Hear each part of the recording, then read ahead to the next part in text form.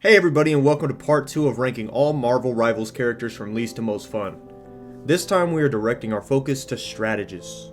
Real quick, I want to give a huge shout out to those who supported the Vanguard video. It's getting closer to 1,000 views every day, so thank you all so much. This is my opinion at the end of the day, so just remember, I can't be wrong. Welcome everybody, my name is Corn Cramps, and this is ranking every strategist in Marvel Rivals from least to most fun in Season 1.5. Let's get it.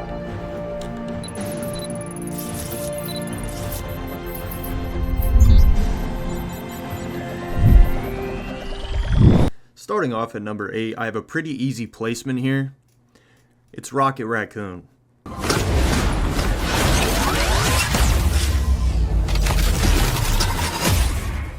Rocket Raccoon is the hypermobile support in this game and does sneaky crazy DPS. I find his gun very fun, but shooting orbs and placing respawn beacons doesn't get me very far. I want a character that I could see myself maining, even though I'm not a strategist main. And Rocket gets very boring very quickly. I can't stress this enough though. DPS Rocket is crazy efficient, and I think he is a very underrated character. Mixing his minigun with his ult buff is pretty nasty, and he has one of the best team ups in the game. That being said, I think he is the most boring. Let's move on. Number 7 is everybody's favorite mommy, and don't hate me for this, it's Invisible Woman.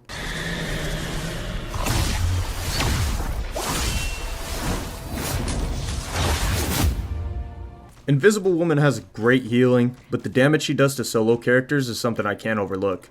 I wish maybe she had higher base damage, and when you hit multiple characters, the damage was split between the amount of characters she hits. I'm not intimidated by her psionic vortex, the little bubble that she throws and it trickles damage to you, pulls you inwards. Outside of shooting characters out of the air with that bubble, there's not much satisfaction in it. And Covert Advance, the move where she stands still, becomes invisible and heals herself, takes forever. And I feel I never have the time to go AFK for 10 minutes. Ultimate is very good. Love the fact that she can double jump, and her force physics can lead to some funny plays, some pretty cool, interesting plays too. You can push people out of the zone when you're at the very end of overtime. But outside of that, and her Mondo Bazungas, it just doesn't itch that part of my brain like some of these others. I'm a little disappointed in my next ranking, considering this is the strategist I wanted to main initially when starting Marvel Rivals.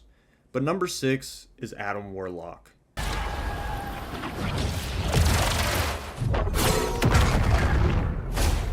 Adam Warlock has some very nice attributes.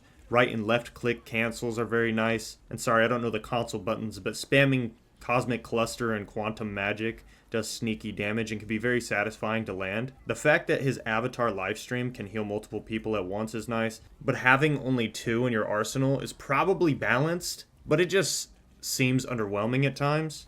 And I love the fact that you can use it to just heal yourself when you're getting soloed by a diver. Regenerative Cocoon is nice, and people seem to pay much less attention than you'd expect.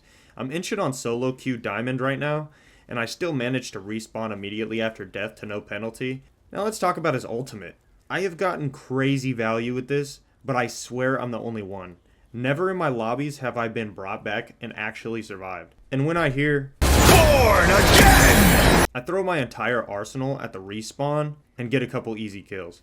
It comes down to people's lack of skill with the character, including my own. I see this character shooting up the ranking in the future.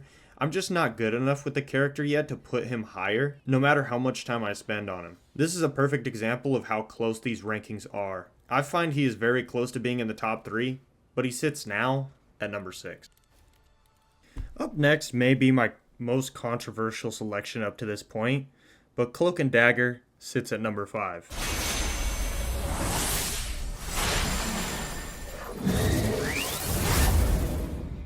This is one of, if not the hardest placements on this list. Everybody in the top 6 is so close, and placing them was very difficult. Mostly because I don't find support that entertaining in general. Dagger is more of the heal-based character, doing very little damage but a lot of healing. And Cloak is the opposite, not able to heal, but not a great DPS either.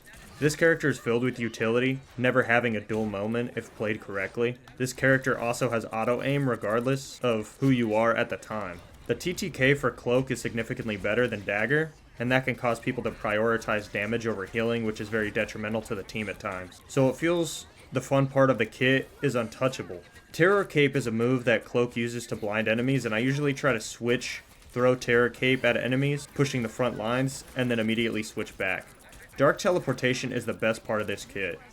Lots of variations and ways to use. Shielding your allies from ultimates when timed correctly feels insanely rewarding, but can be really difficult. The ultimate is fantastic, damaging enemies and healing allies, but I believed it was nerfed and it doesn't scare me that much.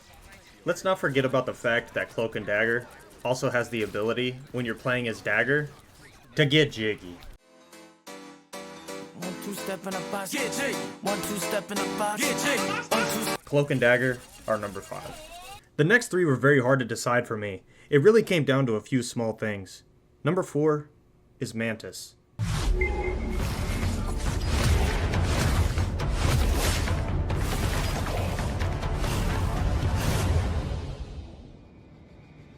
Mantis is awesome. Definitely a top 3 strategist. The ability to get your ultimate very quickly based on the damage that she does goes unnoticed sometimes. Regaining your leaves with satisfying critical hits is nice, but standing up to DPS as a strategist is crazy. If you sleep someone, there's a small window where you can get a headshot before the animation starts, allowing you to double headshot them with ease. Well, not necessarily ease, but relatively so. Your teammates love you for giving them damage boosts, and not having a cooldown on your own damage buff is disrespectful. You can also sleep people through certain ults. It's just harder to land in my opinion than some other characters. She's quite fast. Her healing is just very disappointing to me. She is a DPS character with the ability to heal, but barely. Your teammates receive 50 health for each time that she spares a leaf, but being that she has only 4, that's 200 health. And surprisingly, it doesn't stack heal speed, it just resets a timer. A little disappointing as far as satisfaction. She sits at number 4 for that reason. Alright, thank you so much for making it to the top 3. If you'd like to see me do a video like this for Duelists, smash that like button and subscribe, where we celebrate every Monday with a Marvel Rivals video. It would help out the channel, it would help me out so much, and I really like making this content. I'd like to continue, so I appreciate it. Starting off the top 3, I have Jeff the Shark.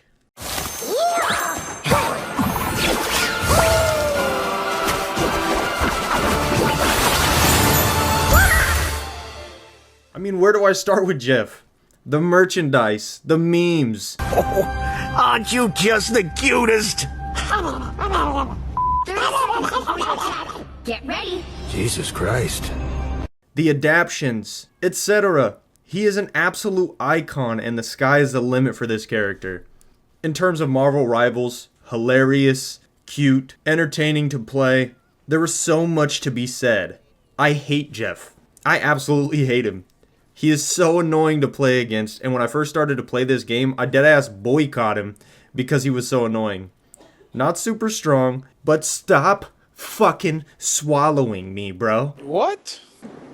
Bro, what are you talking about, man? Then I had to play him for this video. He's so fun to play, bro. I love that he can swim on walls, heal, DPS, flank, and hit sneaky game-changing ultimates in the best way.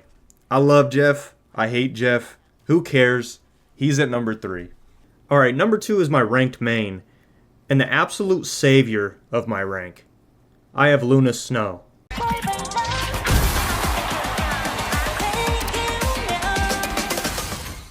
Luna Snow is definitely one of the strongest strategists in Marvel Rivals, and you feel it.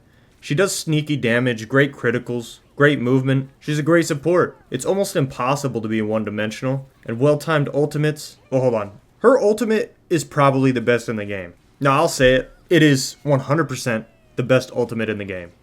Her crowd control is great and very versatile. Stopping ults is absolutely fantastic, and she just feels smooth. I find her super fun, and that's why she's at number 2. I've been anxious to talk about number 1. They are the most diverse character in the entire game and arguably one of the hardest. Number 1 is... Your powers are mine! 4 out of time, we popping this shit right now, yeah. I'm just high to walk and feel myself, oh yeah, yeah. She's trend type, so trying to pop, oh yeah, yeah. Ooh, hit it one time, never mind. Hit it one time, need not. In the middle of the field, throw me a bomb, throwing it be like quarterback. Loki is versatile. Great damage, great movement, although it's a little intricate. It comes down to the fact, and I can't talk about this enough, you can become anybody and holster their ultimate. That's fucking insane. You could just become Bucky on the battlefield. You could become Hulk. You could become Doctor Strange. You could become Scarlet Witch. You could become anybody that you could see. It's just bonkers, dude. It's the most innovative thing in this game by far, hands down. Take Luna's ult and save your team a take. Take Bucky's and push back on the enemy team. I have Agamotto, Spider Diff. The possibilities feel endless and straight up savage.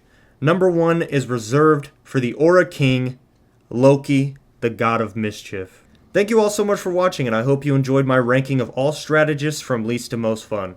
See you all next Marvel Monday for my duelist ranking, and let me know if you'd like to see anything else. My name is Corn Cramps, and until next time.